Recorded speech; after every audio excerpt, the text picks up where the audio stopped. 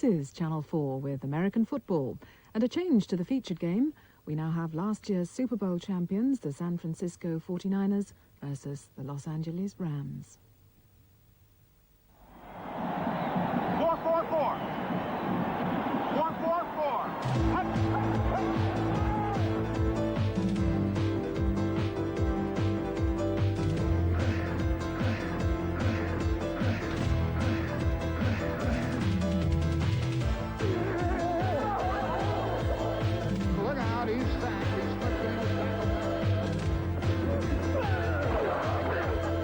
Pressure's big. He's chased. He's on the run. I don't think he made it. He didn't make it. And now the ball does come loose. Fumbles. Now he runs with the ball inside the 5. Touchdown.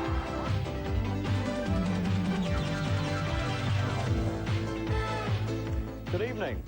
Tonight from Candlestick Park, San Francisco, we bring you the season's key game in the NFC West. The Los Angeles Rams, whose record is 9 wins and 4 defeats, against the defending Super Bowl champions, the San Francisco 49ers, 8 wins, 5 defeats. Just 3 weeks before the end of the regular season, the Rams and the 49ers are 2 of 21 teams still battling for playoff places. Just to remind you, there are 10 places on offer. 6 go to the division winners, and 4 to the 2 teams in each conference with the best records other than the division winners. They're the wild card qualifiers. So far, only the NFC Central has been resolved. The Chicago Bears, the runaway champions. 6 weeks ago, it seemed that the Los Angeles Rams would clinch the NFC West just as quickly. Then they led San Francisco by 4 games. Now that lead is down to just 1. And though victory tonight would guarantee the Rams a wild card spot at least, the 49ers seem poised for the kill. In the first quarter, San Francisco had the better of play, but the game remained scoreless. As we join match commentators O.J. Simpson, Joe Namath and Frank Gifford, the 49ers have a 3rd down and 5 at midfield. To the 40-yard line. Roger Craig, and that was classical Craig. Over the right side, sniffing the first down marker, putting the head down and just bulling for it. This is actually a forward pass.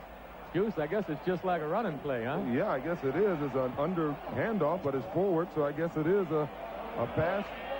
The old shovel pass. Yeah, extends Craig's NFL lead as a receiver. Bears used it effectively yesterday. 1st down and 10. Gus Francis, the big tight end, slips at the line of scrimmage. It'll be 2nd down and 10. Roger Craig, by the way, the leading receiver now in the NFL. He's got 4 already this evening. He has 76 on the year. Funny you saw Francis fall. This field is in probably the best condition I've ever seen it, but even when Candlestick is in great condition, it's not a good field. As you know, it's filled in. It used to be the Bay here, and it just never has taken well. 2nd down and 10 as Craig goes in motion.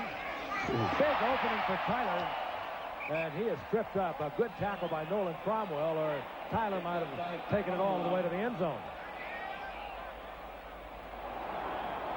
Carl Monroe, 32, joins Roger Craig as a setback for the 49ers. Monroe in motion. Montana will go down. Looking downfield, trying to find Monroe. Monroe well covered. And down goes Montana. Dennis Harrison in on that stop. And Sean Miller.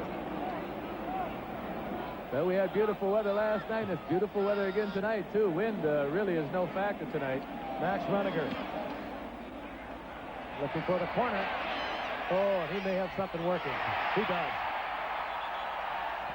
Runiger has it out at the 5-yard line. The Rams deep in their own territory once again. Rams pinned up against their own goal line once again. Dickerson and Redden, 2 setbacks for the Rams. Dickerson, a flag is down. I'll tell you, one of the reasons they don't get Dickerson into the passing game is they normally line him up about 8 or 9 yards deep. It's pretty hard to go out and catch a pass on Juice being that deep in the backfield. Won't start. Number 75 on the offense. I'm a little surprised.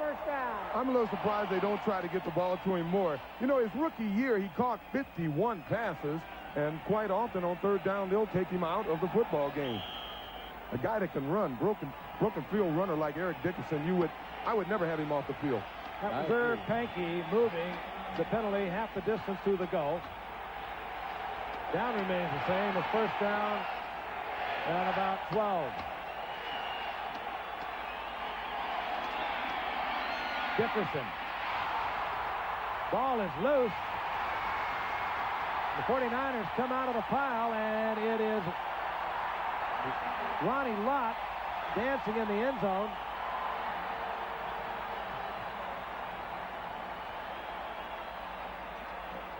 And I believe the Rams will maintain possession. Ruling his progress was stopped. The whistle had blown. It looked like somebody tried to pick. San Francisco recovered the fumble.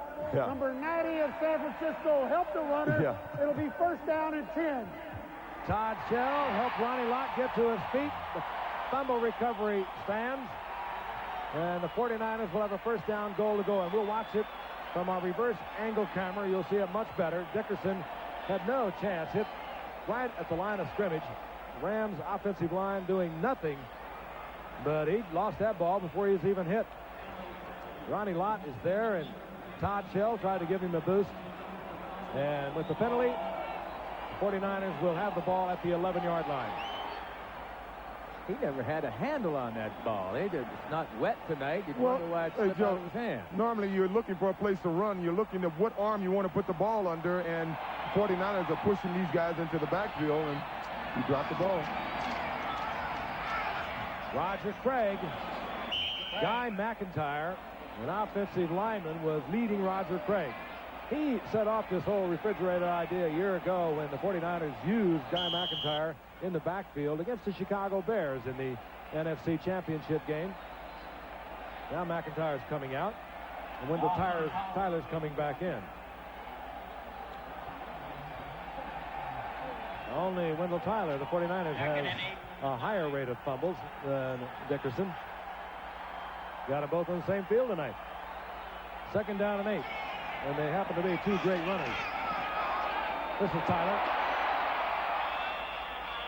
Tyler banged right at the line of scrimmage. He'll squeak out a couple of yards. Johnny Johnson there defensively for the Rams. But you know, when we talk about great runners, I think being a great runner should be an all-around runner, and that means holding on to the football too. Fumble or not, Eric Dickerson is one of the greatest runners this game has ever seen. Time runs out here in the first quarter. Still no score from San Francisco. When we come back, the 49ers will have a 3rd and 7 at their 8-yard line of the Rams. Frank Gifford along with Joe Namath. O.J. Simpson watching the Rams and the 49ers from Candlestick Park in San Francisco. The 49ers 8-5 on the season. The Rams are 9-4, both in the NFC West, of course. A win tonight for the 49ers, and they would be in total control of their own future as far as the divisional title is concerned. 3rd down and 6. Montana looks in the end zone. Dwight Clark was there. Touchdown. Perfect lead by Montana to Dwight Clark. Clark's 7th touchdown of the season. And let's look at it again. Montana with a lot of time. Good protection for him. A look from the reverse angle. Big Dwight Clark. Quite a target in that end zone, and Montana likes to use him down here. Got behind Johnny Johnson. And Montana had it right there. Rushing for the conversion.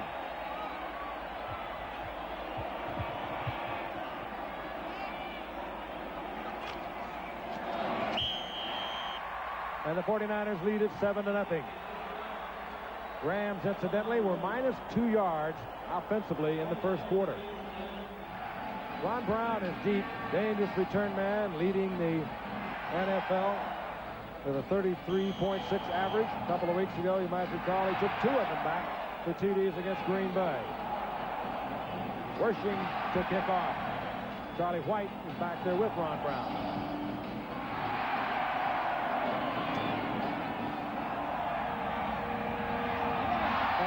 between White and Brown.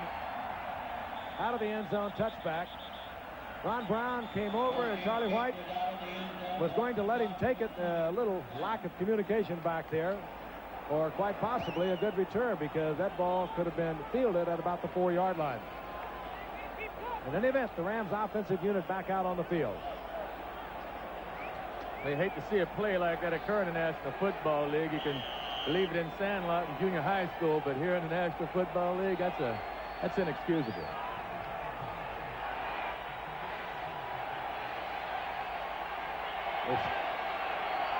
Dickerson, single setback.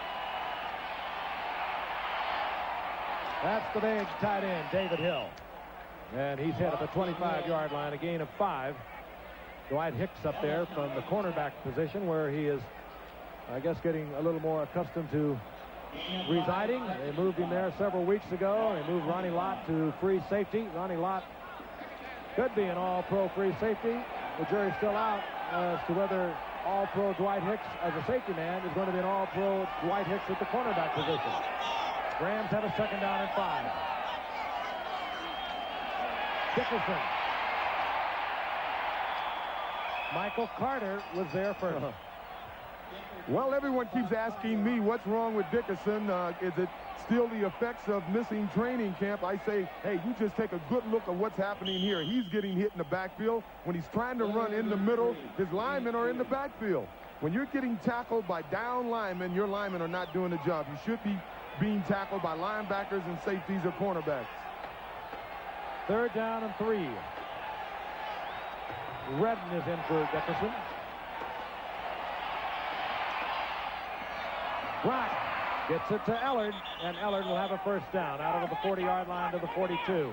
Carlton Williamson there defensively for the 49ers. It's been said Dieter Brock may have a difficult time seeing from the pocket here in the National Football League. He is 6 foot, and these defensive players are mighty tall, but it still comes down to that offensive line. If they can pass protect just as they did on this play, Dieter's going to get the ball out there. He's throwing at a better than 59% completion rate this year. He's a good passer. Officially, Brock is 2 for 2 as the Rams pick up their first down of the night.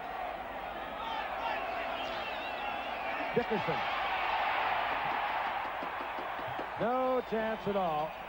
Todd Shell shook off his block behind the line of scrimmage, and he nailed Dickerson for about a yard loss. Did not play until the 3rd game of the season when he went against Seattle and had 150 yards rushing. As a matter of fact, he's had a phenomenal, even though short career on Monday Night Football. We'll tell you about it in a few moments. Second down and 11. A rifle by Dieter Brock, and Ellard has a first down inside the 35-yard line of the 49ers. You give that man some time back there in that pocket. He can throw the rock. That was a man coverage that time, and Henry Ellard just turned the corner around, was wide open. Nice out pattern. Henry Ellard is working against Dwight Hicks, and as Frank says, Dwight may not be overly comfortable over here, especially against a receiver like Ellard, who leads the NFL in punt returns. He's quite shifty. Dwight Hicks is in the habit of laying way off the potential receiver. Plays way back. We saw it against Denver, and we watched it against Seattle. Dickerson just bullying his way inside the 30. He'll get 5-6 yards out of that. Tina Turner made the stop for the 49ers. You notice Michael Carter was not in the game on that play. Ron Brown goes left. Ellard goes right.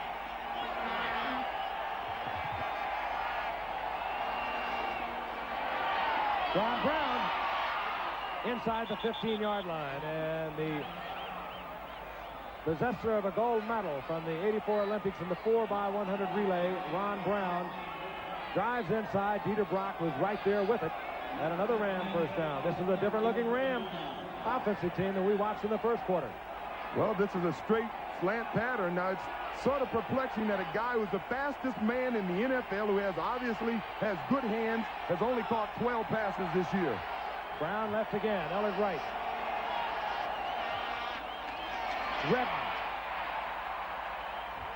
Tough to work in there. That's Michael Carter territory. Manu Tuiasosopo in on that stop. Gain of about a yard. It'll be second down and 9. Pretty impressive offensive drive for the Rams so far. Both wide receivers deployed left. Ellard and Brown. Brown in motion.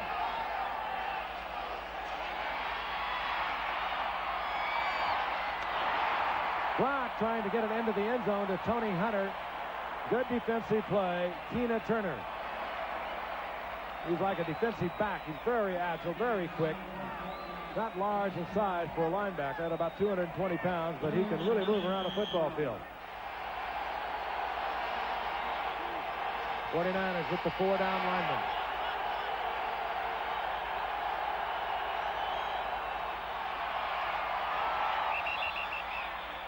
Was it a possession? That was Michael Young. Yes, it's ruled a completion at the 9-yard line, short of the first down. Mike Lansford will come on 4th down for the field goal attempt. He's 17 of 22 this year. You may wonder why the Rams ran a little slant pattern that time when they needed 9 or 10 yards. Actually, Ronnie Lott fooled Dieter Brock. Lott walked up to the line, faked a safety blitz, and Lott and Brock audibleized to that slant pattern. 25-yard attempt. Steve Tills is the holder.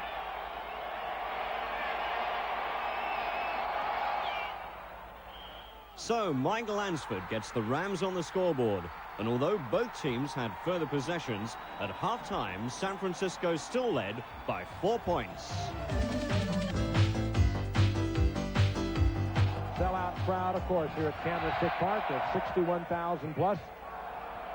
The 49ers have really turned it around. When the Rams were 7-0 and they met, the 49ers were 3-4. And what a turnaround it's been. They are 1 game back. And, of course, the first tiebreaker within division is head-and-head competition. If the 49ers win tonight, win their final 2 games of the season against New Orleans and the Cowboys, they would win the division. Ron Brown, look out. It's history. Oh, I'll tell you that. Yep. No one will even come close to Ron Brown. Motion kick to front. Just like that, the Rams lead this football game as Ron Brown went 86 yards for the touchdown a couple of weeks ago. He ran 2 of them back against the Green Bay Packers. That's just unreal. When you have that kind of speed, you are an awesome weapon. Let's take a look at it from the end zone. Good effort up in front. Got a block. Good block from Charlie White. He got a good block from Gooman, the all-purpose back. And once he was through that gap, you knew, O.J., no one was going to come close. Well, the man runs right around 10 flat for the 100 meters, which, as I stated earlier, he's the fastest man in the NFL. It's his 3rd run back for the season. That will get the 49ers' attention. Lansford for the conversion.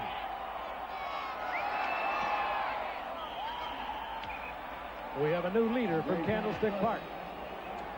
I tell you, Ron Brown, gold medalist in the '84 Olympics in the 4x100 relay. And he turned on the afterburners, and it was a no-contest sprint. Wershing only put that ball down to about the 17-yard line. And Ron Brown brought it back in a hurry. Extremely short kickoff. That may be one of the reasons Bill Walsh didn't go for 2 47-yard field goals that he could have gone for tonight. Monroe is deep for the 49ers. He also can bring it back. He did it last week, and this is a short kick by Lansford. Here comes Monroe. Monroe out over the 20-yard line to the 23. A hustling Rams unit down there. And let's look at it one more time. There were some good blocks by this special team. Yes, you'll see a few guys. 33, Charlie White, formerly a Heisman Trophy winner. Great block by 44, Mike Gooman. And Ed Brady, number 90, gets the last block up here.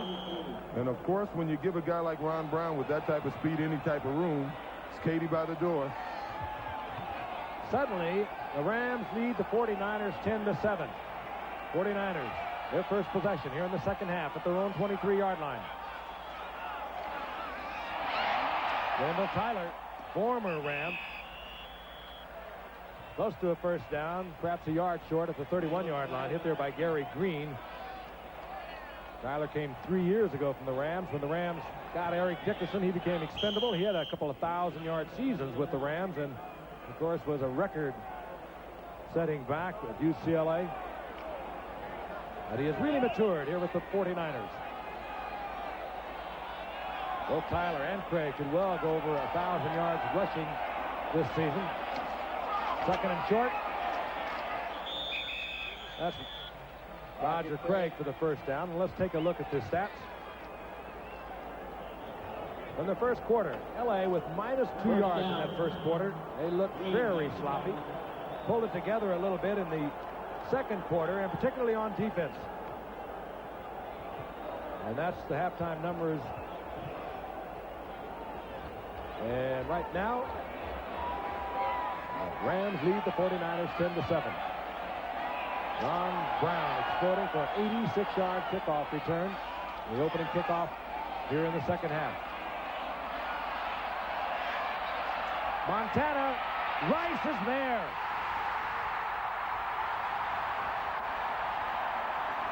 Great concentration by Montana.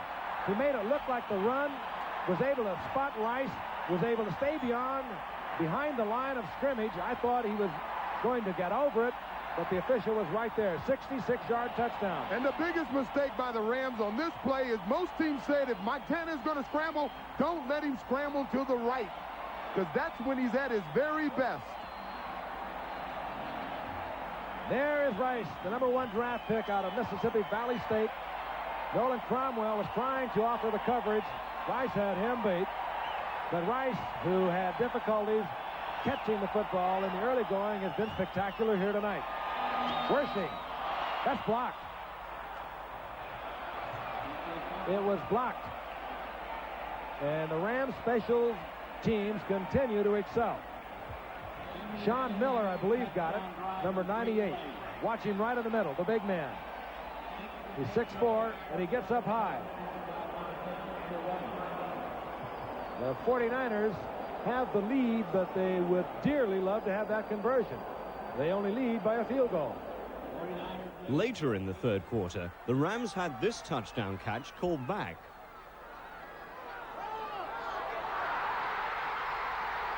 Once the catch is made, both feet must touch the end zone for the touchdown to stand, and the officials ruled that Henry Ellard's left foot stepped out of bounds. The 49ers regained possession and drove downfield. As we join play in the fourth quarter, they're at the Rams' 4-yard line. Third down and goal.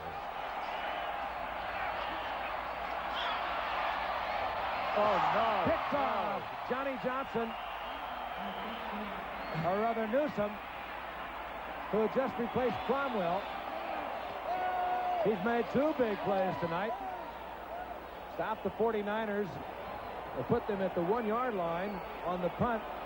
And now he comes down with the interception. And bad judgment on the part of Montana. You said it, Frank. That was a bad pass, bad judgment. Not only do we turn the ball over, but they lose 3 points. He's well covered. The defender's right underneath him. Of course, Joe had a little bit of pressure, but he should have thrown the ball straight out of the end zone. Well, Russ Francis had his hand up. Russ Francis is 6'6", and I think he was trying to throw a modified alley-oop pass. On the interception in the end zone, the Rams get the football back on the touchback at the 20.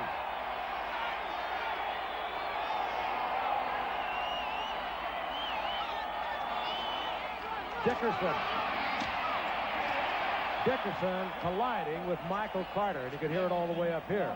Oh, no, Juice. Looks like he's cutting back a little early. There is Newsom. There's Newsom with the interception. Well, that was a cutback, but one of his former teammates, SMU against SMU, Michael Carter, say, hey, take that. A gain of 2. It'll be 2nd down and 8. The Rams at their own 22. Oh, and Ellard took his eyes off that football. It was perfectly thrown by Dieter Brock. Ellard was looking for a defender or a gap between the defenders, and that could have been a big gainer. And that's what Dieter Brock has to do. Every opportunity he gets, when he sees one-on-one to the outside with Ron Brown or Ellard, he should take advantage of it. Even on first down, if you have a running play on, and the 49ers will play the Rams defensively, expecting to run on first down, he should audibilize to the outside. Dickerson out, Redden in. That's been the pattern on the passing game for the Rams tonight. Dickerson should never be out. Dieter Brock, he had to hurry that pass and was beautifully thrown and connected up with Ellard for the first down. Brock was really under pressure there, and he was able to get it out. I like Dieter. I tell you, he's tough. He works hard. Coach Robinson really likes him. Again, I think the offense is a bit archaic, but this is an example of what kind of strength he has in his arm, too. He was falling backwards when he got the ball to the outside. He's 6 feet, 195 pounds, and that was all arm, and he had something on it. The Rams keep their drive alive out to their 37-yard line. Ellard now 6 receptions, 60 yards. No. Dangerous pass to Tony Hunter. Only picks up a couple of yards. Todd Shell was right out there with him. I was yelling, no, don't throw it. Shell was with him all the way. Dieter, it appeared that he had his mind made up before he read the defense and who he was going to throw the ball to. Pretty good stats, 13 out of 18, huh? Second down and 8.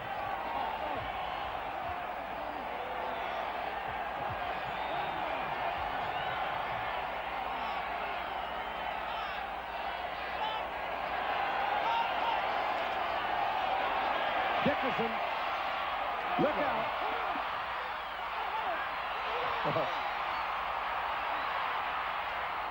Dickerson had to make the cutback into the middle of the field, and Eric Wright ran him down, but he made a good move to get away from Ronnie Lott up at the 30-yard line on Dickerson's 41-yard pickup, and Dickerson is limping off the field. Well, we were wondering why the Rams didn't run him a little more, mainly because they weren't blocking, but since they've been out in the second half, the front line has been doing a good job for Eric, and sooner or later, Eric Dickerson is going to do something to help his ball club. I'm a little surprised that Eric Wright was able to catch Eric in that situation. Eric Wright fell on that left leg, and Dickerson limped off. The Rams have a 1st and 10. The 20-yard line of the 49ers. Dieter Brock looking for Brown in the end zone.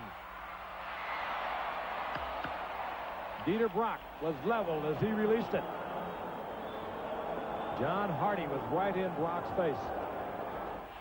2nd and 10. Dieter Brock adjusting his offensive lineup. Barry Redden into Todd Shell and Williamson. Once again, it was Keena Turner that stopped that play, really. He didn't make the tackle, but he got enough penetration once he recognized the play was coming at him to take out all the interference. He came right across the line of scrimmage, took out the guard and the tackle, and he left the runner naked, Barry Redden naked with no blockers. 3rd down and 10. And they missed. Conversion looms larger. Tony Hunter short of the 1st down, but not by much. It'll be 4th down as Carlton and Williamson was up there to make the stop. And out comes Lansford for what will be an attempt to tie it up.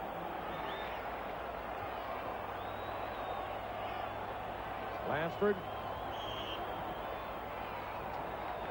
into tonight 17 of 22. He hit earlier on a 25-yard field goal in the 2nd quarter.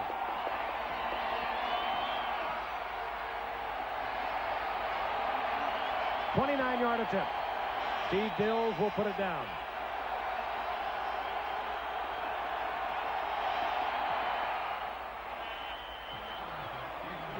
As it should be. It's such a critical game. We are all tied with 9:32 remaining in the game.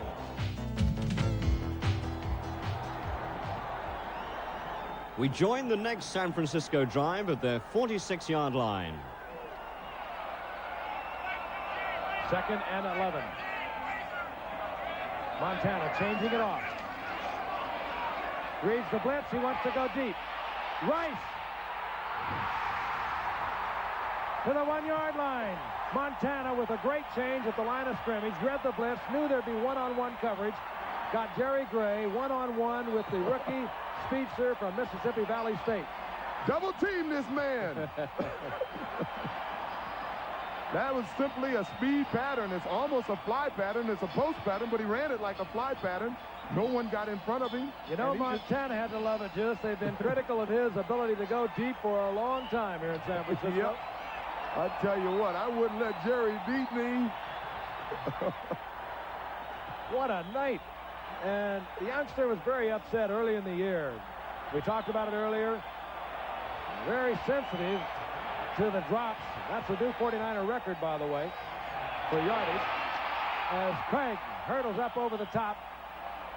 And we do not get the hands raised for the touchdown. So Craig is short. But he was dropping passes, was Jerry Rice, earlier in the year, and he really got uptight about it. He need never worry anymore. He just set a new 49er receiving yardage record. Well, Joe, this may be the time you had made mention of the fact that you've never seen so many quarterback draws. The way the Rams have been able to penetrate not only on PATs but on short yardage situations, I think I'd quarterback sneak it. Guy McIntyre, the offensive guard, is in there ahead of Roger Craig. And again, Craig does not get in.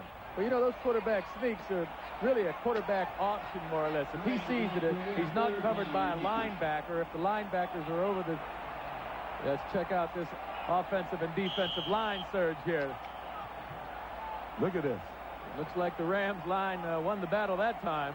I tell you what, if you were closer to the line of scrimmage, the backs are coming from too far to try to get this with the way the Rams are playing defense. Third down goal. That was Wiltshire who made the stop. Penetrating deep. Montana fires back across the middle. It's complete. It goes to Roger Craig.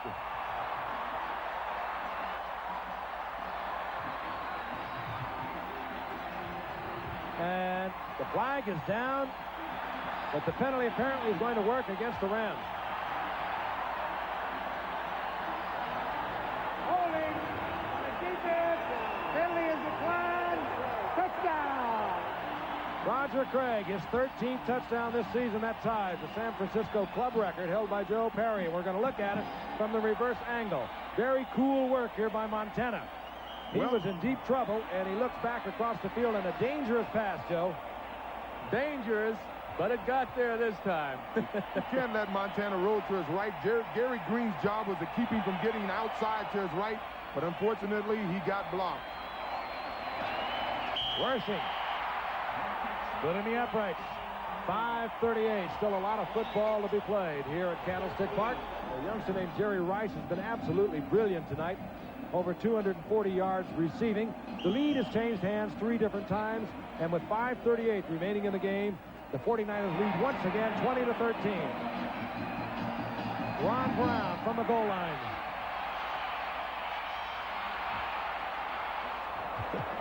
And he is electric.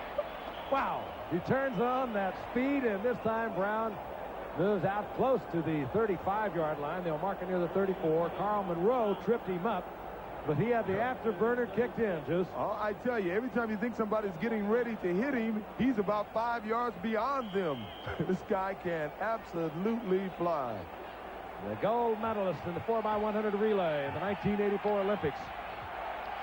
Out of Arizona State, he played most of his career in college as a defensive back.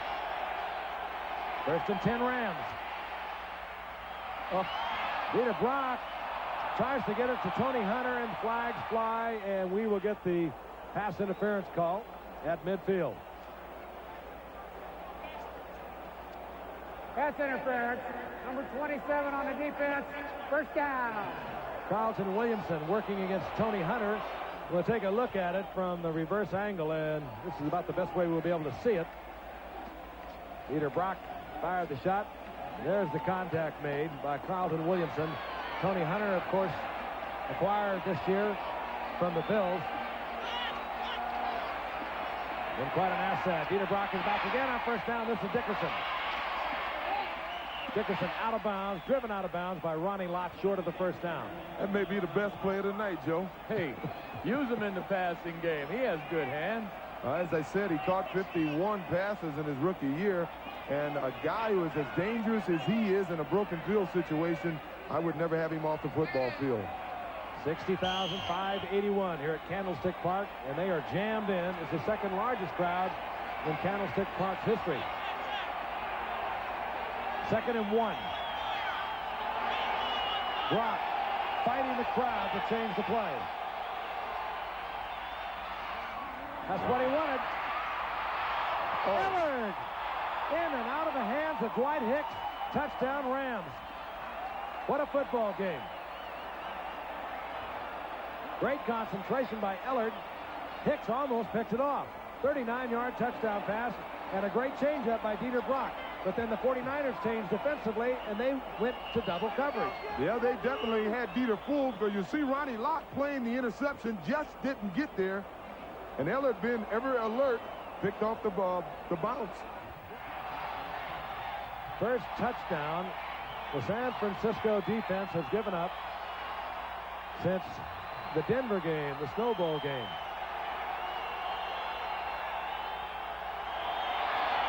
Lansford. And we're tied up once again. How important are the special teams without the blocked conversion attempt in the third quarter by the Rams, Sean Miller? Following a 49er touchdown, 49ers would be leading by 1 rather than having a tied football game at 20 with 5:08 remaining. Mike Lansford to kick. There's Derek Harmon. Then Carl Monroe deep for the Niners.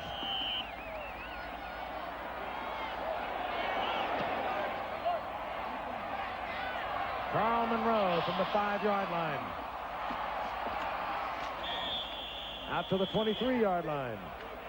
Hit by Sean Miller. We're going to take a look at that touchdown pass. Dieter Brock to Ellard from the reverse angle. And I think really the 49ers had kind of lured Brock into the change. He thought he was going to get man-for-man coverage. They changed off the 49ers. And you could see Hicks thought it was going to come right into his hands. And Ellard, with a lot of presence, plucked it right out of his hands. Ellard now 7 receptions, 99 yards. The reverse to Rice. And Rice loses the football but promptly covers it close to a first down. Gary Jeter on that stop. Hey, Joe Montana just threw one of the best blocks I've seen all year long. He cut down Mike Wilcher, number 54, the linebacker for the Rams, beautifully. And that particular block enabled Rice to gain the yardage. And that set up the first down by Rice.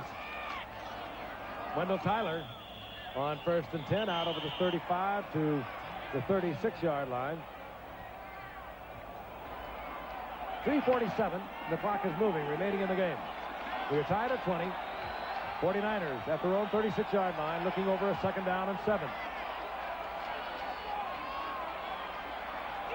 Montana, kickoff. Green, Gary Green.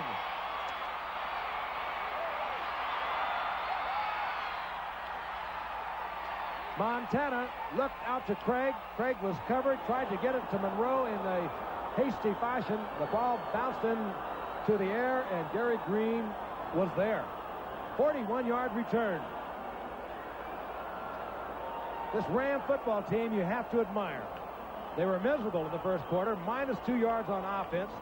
Their defense, however, held together. They started putting it together in the second quarter. The third quarter, they came out for real, and now they have taken the lead. The 4th time the lead has changed here tonight. Lansford for the conversion.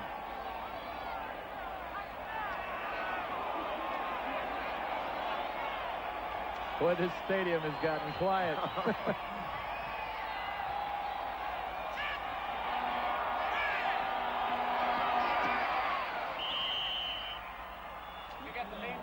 Rams lead 27-20. San Francisco moved upfield, and we join play again with 2 minutes remaining in the game. The ball at their 45-yard line. 2nd down and 7. It's been a spectacular night for many players, but certainly for a rookie named Jerry Rice of the 49ers. And how about Gary Green with his interception, return for the touchdown to take the lead for the Rams. Montana goes down under pressure. Mike Wilcher provided the pressure. Montana just went to the ground. He was not even hit, but he knew he would be hit. 3rd down and 14. The ball at their own 37-yard line. Double team Jerry Rice, whatever you do. Montana will be sacked and the ball is loose. And is covered by Gary Jeter. Gary Jeter knocked the ball loose. And the Rams get it back. Well, you got to give the Rams credit. They've done it every way you can do it. Montana stepped back into the pocket. Watch 77. The former USC All-American, #1 draft pick for the Giants. Traded to these Rams 3 years ago. Had back surgery in the offseason, and he has just made the biggest sack of his career.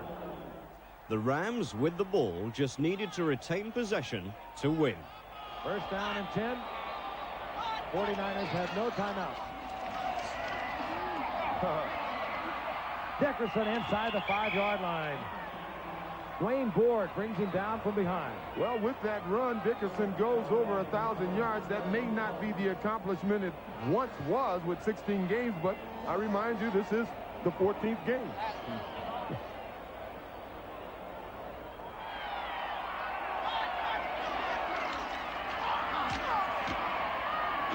Stop short of the end zone. Down near the 2-yard line. Eric has had a good night, but it's a good thing he wears all the pads that he wears because he's gotten tagged a few times a night. Sunday, by the way, the Rams will be at home for St. Louis, and then December the 23rd, we'll watch them again. We'll watch Eric Dickerson go against the Raiders, and that should be some battle. That's December the 23rd. The final seconds tick away. Disappointment, of course, for the 49ers, but sigh of relief by head coach John Robinson as he congratulates Bill Walsh because the Rams appear to be back on the track. So the Rams win it 27-20 against all expectations. And 48 hours later, John Smith went to the Rams' picturesque training headquarters in Anaheim, an hour's drive from downtown Los Angeles.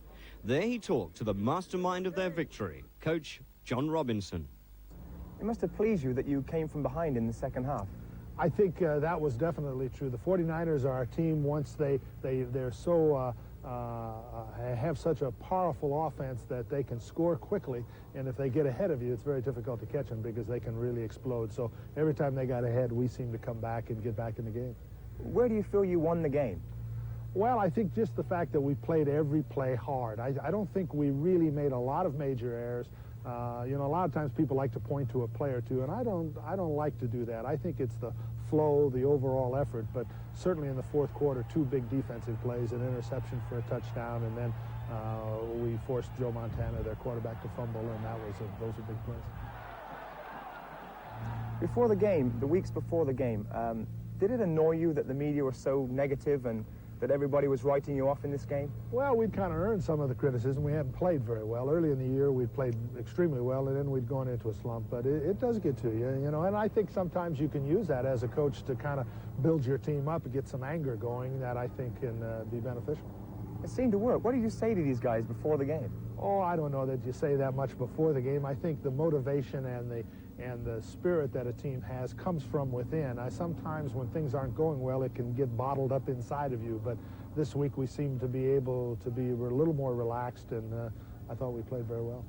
Ron Brown seems to have added a new dimension to your team, not only on special teams, but as a receiver. Well, he's such a great, you know, he's an Olympic sprinter, one of the fastest men in the world, one of the fastest men playing football, and he had an illness early in the year and missed about a month and a half of the season, but he's come on now. Returning kickoffs, he's absolutely phenomenal, and he's improving as a receiver each week. Do you think the team's going to kick to him for the rest of the year? I hope so. I think he's very dangerous. I think teams will try to kick away, and of course, as you know from your experience, the other guy, we try to hide him and move him around, so you're not quite sure where to kick, but I'm sure people will attempt to kick away. The early Rams and the Rams in the middle of the season, the Rams today, can you put your finger on the difference? Well, early we were playing defense so well, I mean, at the highest level, and we were forcing the other team to make errors, and we capitalized on those errors. In the middle, somehow we seemed to tighten up and not play with the same sort of exuberance. We wanted to and tried to, but things just didn't seem to go. It seemed like the veins were sticking out in our necks, and we were like this. And I think we finally had said, hey, enough of this, and went back and relaxed and played the game and had fun playing the game. Early, I had a sense it was fun, and then we got a lead on everybody, and I thought, oh, gosh, we're tightening up, and we really didn't have that much fun. Monday night, we all had fun. So to confirm, the Rams are sure of a wild-card place at least in the playoffs. One more win, either at St. Louis next week or at home to the Raiders the week after, will give them the title. San Francisco will have to beat New Orleans away and Dallas at home to stay in the wild-card chase. The pressure on them is really mounting. Well, so much for the NFC West. The AFC West provided the other big game of Week 14. The joint leaders, the Los Angeles Raiders and the Denver Broncos, meeting in Denver. And in true Raiders-Broncos tradition, it turned out to be a battle to the last. Denver took the lead a minute and a half from the end of the first quarter. Is he in the end zone? No signal yet. Yes, touchdown Denver. James Wright, his first of the entire season. The atmosphere in the Mile High Stadium was red hot, and tempers on both sides simmered all day. Doesn't run it. And it's intercepted by the Raiders. Mike Haynes at the 50-yard line under pressure. Elway threw it away, but right into the arms of the veteran Haynes as we have some push and shove. And that was only a matter of time. LaFuse has been lit since the Raiders came to town. 30 seconds before halftime, the Broncos extended their lead to 14-0. Touchdown, Denver. Sammy Winder.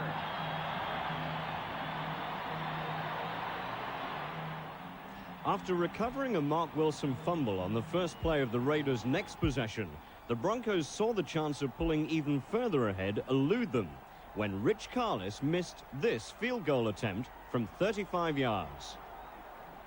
And 6 minutes into the third quarter, the Raiders hit back. Wide open is Christensen for the touchdown. Still in the third quarter, and the Raiders drew level. 3rd and 5. Allen, who else? First down, touchdown. Marcus Allen closing in on his 7th consecutive 100-yard rushing game. With no further scoring in the fourth quarter, the Broncos and the Raiders went into overtime for the second time in 3 weeks. And as the weather worsened, it was the Broncos who made the first and last mistake. You start to see some of the snow gathering on the grass surface here at Mile High Stadium. He is dropped for a loss, and he fumbles, and the Raiders have recovered. 93, Townsend, Greg Townsend falls on the fumble of Elway inside the 10. And the Raiders have a wonderful opportunity here to finish it all. And they're not going to waste any time. Chris Barr in the field goal unit is on. Barr will try a relatively short field goal as you see the fumble again. It was Howie Long on the sack. 26 yards for first place. The Raiders go home 10-4. First place in the West belongs to Tom Flores, silver and black. Yes, the Raiders are now sole leaders of the AFC West, and they'll clinch the division by winning one of their last 2 games, at home to Seattle and away to the LA Rams. Denver still have to play Kansas City at home and Seattle away. And in theory, the division remains a 3-horse race, because Seattle aren't out of it yet. Cleveland Browns 13, Seattle Seahawks 31. After a recent bad run, Seahawks quarterback Dave Craig is back on the mark.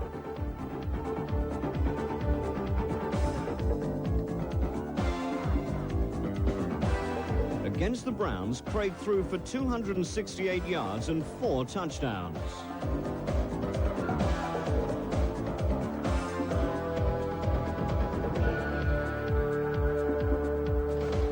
Pittsburgh Steelers 44, San Diego Chargers 54, the 4th highest scoring game ever. The Chargers winning the touchdown count 7-6.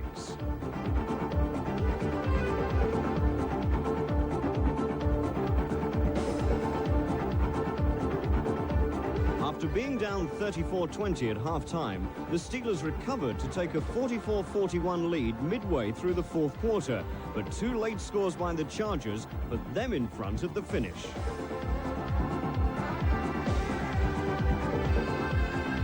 Dallas Cowboys 24, Cincinnati Bengals 50. The Cowboys' first ever visit to Cincinnati was a catastrophic one.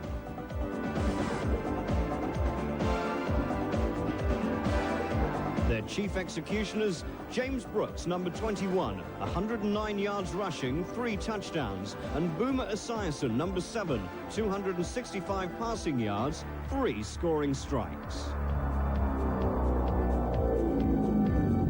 Cincinnati's win puts them level with Cleveland at the top of the AFC Central. But if Cleveland beat Houston and Cincinnati lose to Washington next week, Cleveland win the division no matter what happens in the final week.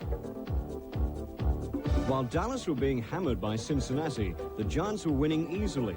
So when next week the 2 teams meet in the Texas Stadium for the Classic Showdown, the NFC East title will be on the line. New York Giants 35, Houston Oilers 14.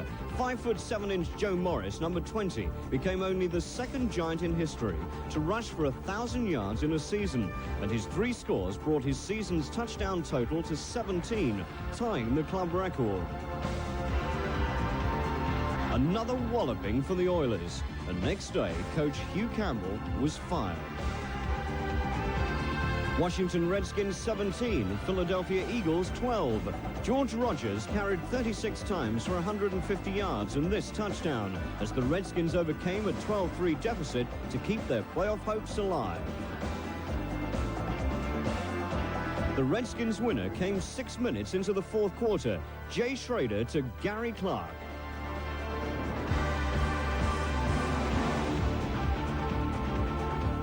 New Orleans Saints 16, St. Louis Cardinals 28. More like the old St. Louis, but far too late to do them any good this season.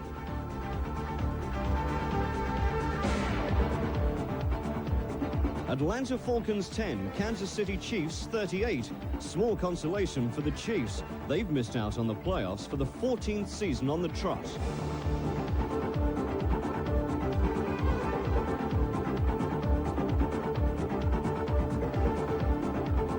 Miami Dolphins 34, Green Bay Packers 24. With 3 of Dan Marino's 5 touchdown passes coming before halftime, Miami eased comfortably into a 20 points to 3 lead.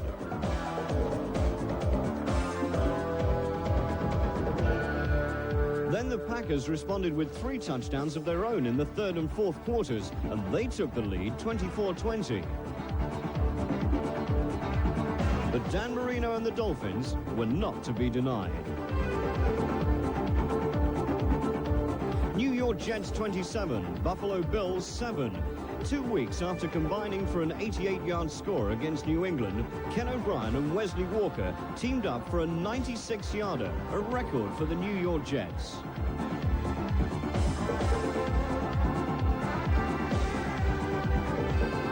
Detroit Lions 6, New England Patriots 23.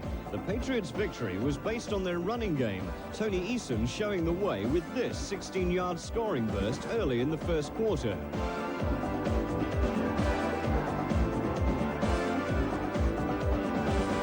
Eason also came up with a touchdown pass to Derek Ramsey, and 3 Tony Franklin field goals did the rest.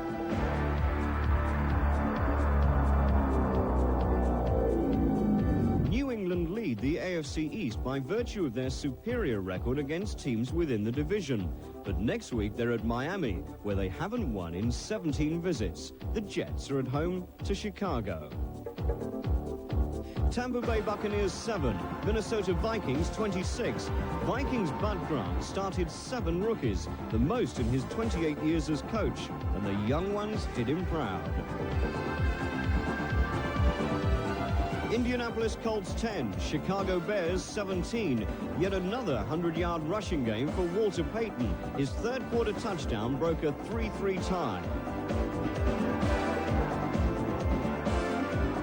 The Colts proved more of a handful than anyone expected, and Mike Pagel's 61-yarder to Wayne Capers was by far the biggest play of the game.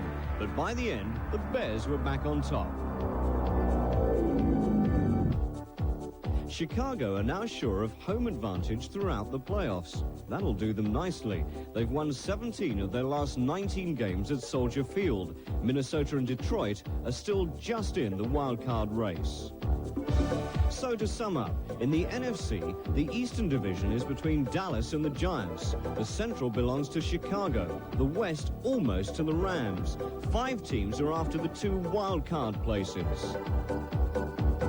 In the AFC, 3 teams are still in the hunt for each of the 3 division titles, though when it comes to wild cards, you can discount the Central Division trio. In all, 17 teams in the 2 conferences are still in the playoff picture.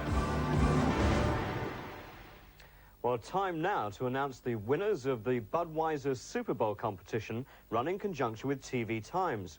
If your choice of answers to the 6 questions was A, C, B, AAC, then your entry is one of 20,000 in this box. And here to pull out the winners is Harry Dernick, Budweiser's Marketing Director for Europe. Harry, it's all yours. There are some very anxious people out there, so dig deep. Thanks, Nicky. We'll get one from the back and bottom. Okay. Richard Sherritt of Gildersum, Morvey, Leeds. Richard from Leeds, right. What? Another one? Try the other side over here. There's a bated breath all over England. Miss S. Fox from Birmingham. Right, and one more. Mr. I. Wilson from Cumbria. Right, Harry, thank you very much indeed. And congratulations to the 3 of you. That's Mr. I. Wilson from Cumbria, Mrs. Fox from Birmingham, and Richard Sherritt from Leeds. Congratulations to you all 3. You'll be receiving 2 tickets to the Super Bowl in New Orleans, return air travel, first-class hotel accommodation in New Orleans, and $300 spending money.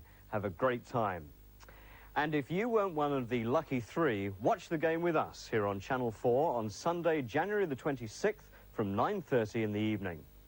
And that's it for another week. Tonight's game, the Rams at the 49ers, was covered by the ABC network. And one of the commentators, of course, was O.J. Simpson.